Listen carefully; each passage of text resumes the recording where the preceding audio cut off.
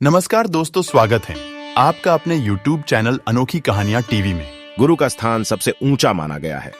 जो लोग इस बात का ध्यान नहीं रखते हैं वे कभी भी ज्ञान प्राप्त नहीं कर पाते हैं। इस संबंध में एक लोक कथा प्रचलित है।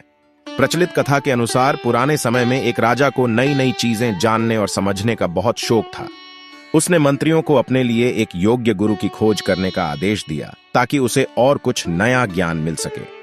मंत्रियों ने कुछ ही दिनों में एक श्रेष्ठ गुरु को खोज निकाला। राजा ने गुरु को प्रणाम किया और उनसे पढ़ना शुरू कर दिया। गुरु रोज राजा को पढ़ाते। राजा भी पूरा मन लगाकर गुरु की बातों को ध्यान से सुनते समझते थे।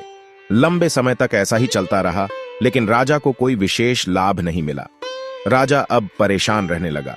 उसे समझ नहीं आ रहा था कि वह ज्ञान हासिल क्यों नहीं कर पा रहा है।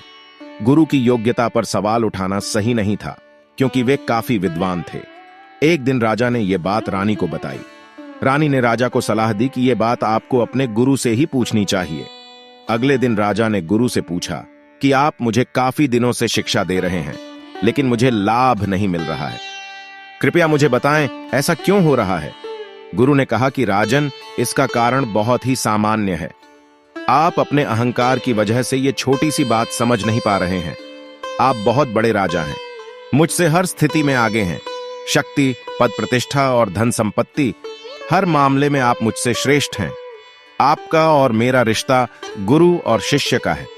गुरु हमेशा ऊंचे स्थान पर ही बैठता है, लेकिन यहां आप राजा होने की वजह से अपने सिंहासन पर बैठते हैं और मैं गुरु होकर भी आपके नीचे बैठता हूं।